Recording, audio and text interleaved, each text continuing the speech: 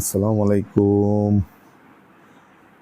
আজকে হচ্ছে মার্চের 8 তারিখ 2026। এখন সকাল 8:30।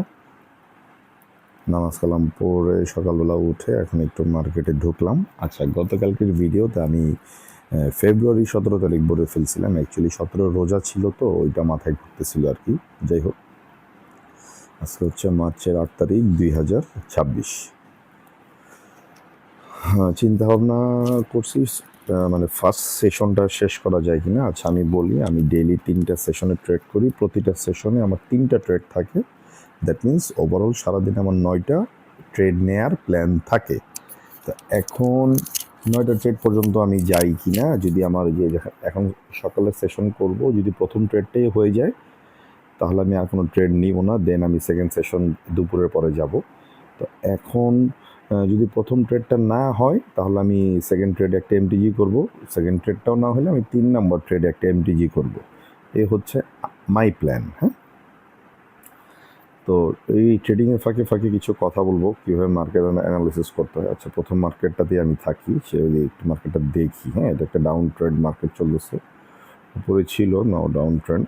তো যেহেতু অনেক বেশি ডাউন হয়েছে, একটু রিভাইজ হওয়ার চান্স আছে। আচ্ছা, এখন আমি কিছু শেয়ার করি।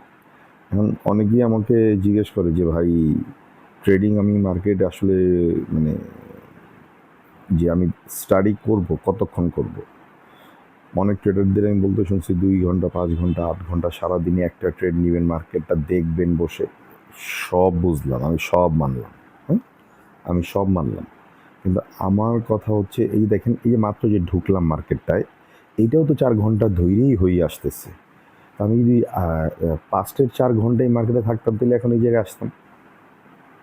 সো এগুলো আসলে আপনি সময় নেন, ঢুকে 5 মিনিট, 10 মিনিট, 15 মিনিট সময় নেন, বাট একদম 4 ঘন্টা 5 ঘন্টা, হ্যাঁ 4 ঘন্টা 5 ঘন্টা নিবেন। মার্কেট যখন অনেক বেশি ভলাটাইল থাকবে, অনেক বেশি সুইং করবে, ক্যান্ডেল একটু ওপর একটা রেড একটা গ্রিন, একটা রেড একটা গ্রিন, কোনো মানে কিছুই ঠিক নাই, আপ ট্রেন্ড ঠিক নাই, ডাউন ট্রেন্ড ঠিক নাই, কিছুই ঠিক মতো কাজ করতেছে না, তখন আপনি সময় নিলেন। কিন্তু সময় নেওয়ার তো কিছু নেই, কারণ আপনার হাতে তো অনেকগুলো মার্কেট আছে, রাইট? লটস অফ মার্কেট আছে। হ্যাঁ, তো এই হইলো অবস্থা। আমি এইভাবেই চিন্তা করি, আমি সময় নিয়ে কী করবো, আমার বেস্ট সুযোগ আছে কিনা আমি দেখতেছি। হইলে হইলো, না হলে ওকে ফাইন, নেক্সট ট্রাই। এখন আসলে আপনি বুঝেন কি না যে কি ঘটতেছে, এটা যদি 4 ঘন্টা পরেও না বুঝেন তাহলে 8 ঘন্টা দেখাও লাভ নাই। ওকে, সো লেটস সি। এখন এখানে কি একটা ট্রেড নিব কিনা, এটা একটু উঠার ট্রাই করতেছে। হ্যাঁ, এটা একটু উঠার ট্রাই করছিল, বাট এই দেখেন উপর থেকে একটা পুল ব্যাক দিয়ে সেলার্সদের অ্যাক্টিভ বুঝেছে। আচ্ছা, এই ক্যান্ডেলটা যদি রেড ক্যান্ডেল হয়, আমি পরবর্তীতে একটা ডাউনের ট্রেড নিব। আমি আগেই বলে রাখলাম, যদি এই ক্যান্ডেলটা রেড ক্যান্ডেল হয়ে পাশে গ্রিন ক্যান্ডেলের বডিরে ক্রস দেয় তাহলে আমি একটা ডাউনের ট্রেড নিব। আমি এই মার্কেটটাতেই আপাতত থাকলাম। হ্যাঁ, এই মার্কেটটাতেই আপাতত থাকলাম। এটা একটা ডাউন ট্রেন্ড মার্কেট যেহেতু, যদিও মার্কেট অনেক নিচে নেমে গেছে, আপনারা দেখতে পাচ্ছেন সিসিএ -100-এর এখানে, যদিও অনেক নিচে নেমে গেছে, তারপরও নিচেই একটা চান্স দিব। এই দেখেন, এই রেড ক্যান্ডেলটা গ্রিন ক্যান্ডেলটার বডিটাকে ক্রস করার চেষ্টা করতেছে। যদি বডিটাকে ক্রস করে একটা ডাউনে নিয়ে যায়, আমি জানি সারা পৃথিবীর অনেকে এইটাই চিন্তা করবে, আর এইটার বাইরে বিকল্প কোনো কিছু নাই। এখন না হইলে আসলে কিছু করার নেই, আর এটা আমি 1 মিনিটের জন্যই নিব। হ্যাঁ, ready, 58, 59, now down, let's see. হ্যাঁ, সো এইটা সারা পৃথিবীর মানুষ এটাই চিন্তা করবে যে এখানে ডাউনে নিব, আমার কাছে মনে হয়।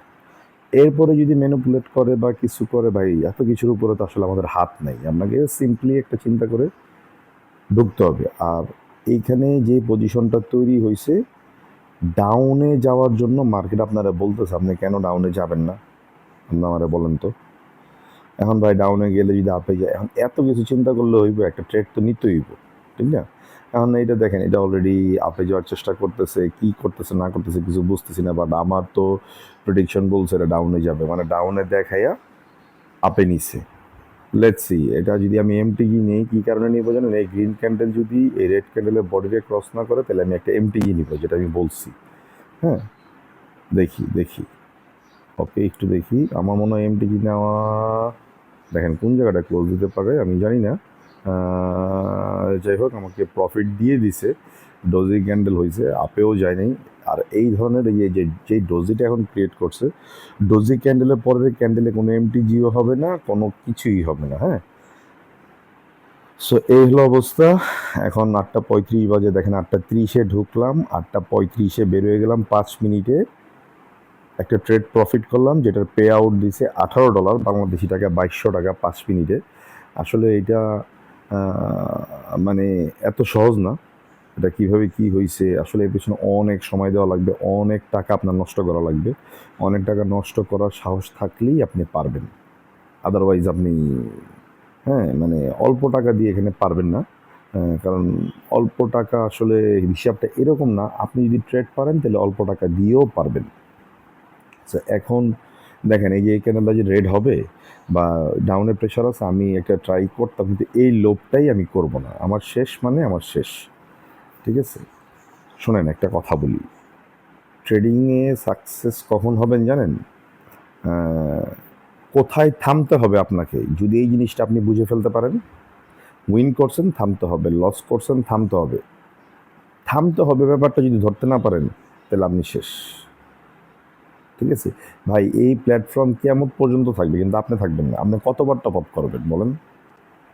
সো যাই হোক, আমি পরবর্তী সেশনের ভিডিও দিয়ে দিব। যারা শিখতে চান, অ্যাকচুয়ালি আমি শেখানোর জন্যই এভাবে এক্সপ্লেন করতেছি।